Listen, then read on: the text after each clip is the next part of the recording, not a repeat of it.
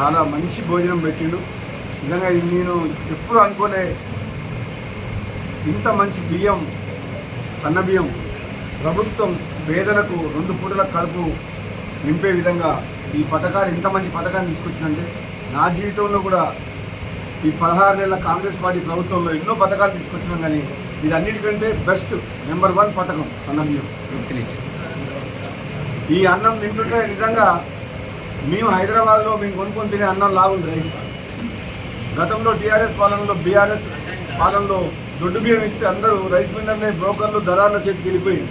కానీ ఇప్పుడు మాత్రం డైరెక్ట్గా ప్రతి మనిషికి 6 కిలోల లెక్కన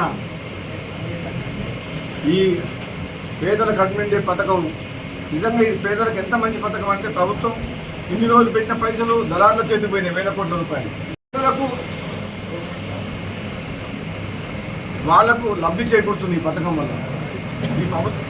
ఈ పథకాన్ని కూడా ప్రభుత్వం ఇంకా ప్రతిష్టాత్మకంగా తీసుకొని ఆ సన్న బియ్యాన్ని, సన్న వడ్లని పండించేందుకు మద్దతు ధర ఎట్లిస్తుందో అది పెద్ద ఎత్తున రైతుల్ని ప్రోత్సహించి సన్న వడ్లు పండించి మన మిల్లర్ల ద్వారా, మళ్ళీ ఈ ప్రజా పంపిణీ వ్యవస్థ ద్వారా సివిల్ సప్లైస్ విభాగం వాళ్ళు ఈ పేదలకు ఈ సన్నబియ్య కార్యక్రమాన్ని ఇంకా అద్భుతంగా ముందుకు తీసుకుపోవాలని చెప్పి సందర్భంగా తెలియజేస్తూ, పేదలందరికీ కూడా కాంగ్రెస్ పార్టీ ఇచ్చిన హామీలకు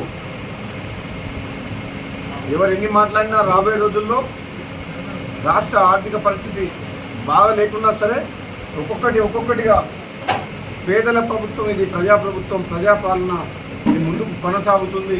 ఎవరు ఎన్ని చెప్పినా గందరగోళానికి గురి కావద్దు. తప్పకుండా కాంగ్రెస్ పార్టీ ఇచ్చిన హామీలను తప్పకుండా రాబోయే రోజుల్లో నెరవేరుస్తుందని చెప్పి తెలియజేస్తుంది. చాలా మంచి భోజనం పెట్టిండు.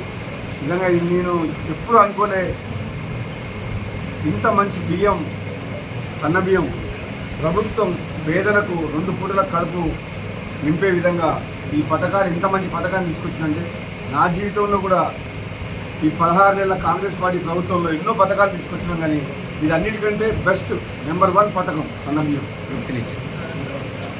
ఈ అన్నం తింటుంటే నిజంగా మేము హైదరాబాద్లో మేము కొనుక్కొని తినే అన్నం లాగుంది రైస్.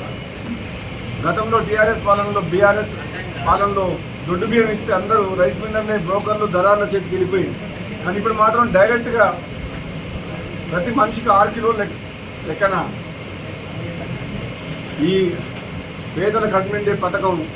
నిజంగా ఇది పేదలకు ఎంత మంచి పథకం అంటే ప్రభుత్వం ఇన్ని రోజులు పెట్టిన పైసలు దళారుల చేతికి పోయినాయి, 1000 కోట్ల రూపాయలు. పేదలకు వాళ్లకు లబ్ధి చేకూరుతుంది ఈ పథకం వల్ల.